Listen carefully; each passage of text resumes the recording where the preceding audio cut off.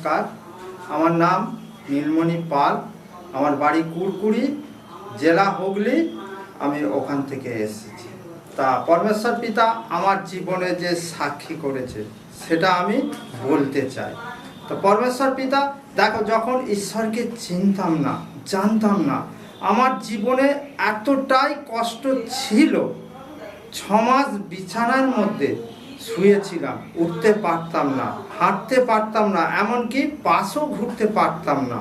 কিন্তু বড় বড় ডাক্তার দেখাচ্ছি, অনেক নার্ভের ডাক্তার দেখাচ্ছি, অনেক ট্রিটমেন্ট নিচ্ছি। সেখানে কি ফিজিওথেরাপি, এক্সা, নানা রকম রিপোর্ট করিয়ে করিয়ে আমাকে অনেক ঘুরতে হয়েছে। তাতেও কি আমি সুস্থতার জীবন পাইনি। কি কষ্ট আমার জীবনে ছিল! তা কোমর থেকে হাঁটু পর্যন্ত অসহ্য শিরার যন্ত্রণা, কোমরে ওঠা বসার কষ্ট, গোড়ালি ব্যথা, ঘাড়ে ব্যথা। জীবনটা এতটাই খারাপ ছিল। একটা অসুখের জন্য ট্রিটমেন্ট নিই, ডাক্তার দেখাই, আবার একটা রোগের মধ্যে আমি আক্রান্ত হই। দেখো, পুরো আমার জীবনে কি অন্ধকারের ছায়া নেমে এসেছিল। ছোট ছোট ছেলে মেয়ে, সংসারে কি খাওয়াবো, কি পড়াবো, এমন কিছুই ছিল না। যতটুকু অর্থ ছিল তো 70-80 হাজার টাকা আমি খরচ করে ফেলেছি। সেখানে কি কোনো সুস্থতার জীবন পাইনি। তখন ডাক্তার লাস্টে বলে তোমাকে এমআরআই করতে হবে, কলকাতা থেকে যাও। কিন্তু সেখান থেকে এমআরআই আমি আর কিভাবে করব, কেমন করব, সেখানে আমার কোনো পরিস্থিতি ছিল না।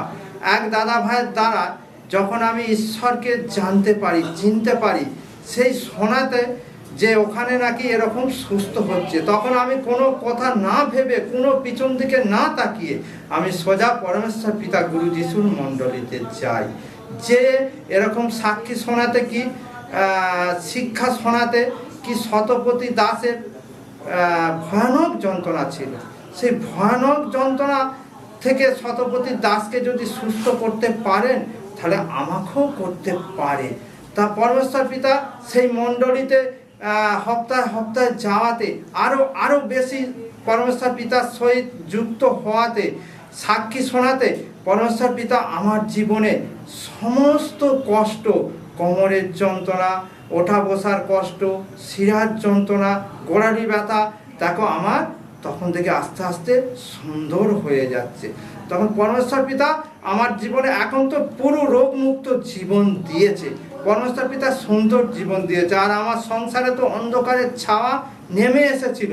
পরমেশ্বর পিতা আমার সংসারে সেই কি আলোর জ্যোতি এখন ভরিয়ে দিয়েছে। পরমেশ্বর পিতা সংসারে এখন আমার সকলেই মনোনীত, পুরো হ্যাপি আছে, সুন্দর আছে। তা পরমেশ্বর পিতার কাছে আমি বলতে চাই যে যারা কষ্ট দুঃখর মধ্যে পড়ে আছে, তারাও পরমেশ্বর পিতাকে যেন বিশ্বাস করে, তারাও কি সকলেই সুস্থতার জীবন পাবে। এরকম পরিবার অনেক অসুস্থ জন পড়ে আছে, তারাও কি আলোর জ্যোতিতে তাদেরকে ভরিয়ে দিবে। তারা যেন পরমেশ্বর পিতা গুরু যিশুকে বিশ্বাস করে। তা আমার জীবনে পরমেশ্বর পিতা এতটাই সাক্ষী করেছে। তা এখন তো আমি সুন্দর আছি, হ্যাপি আছি। নমস্কার।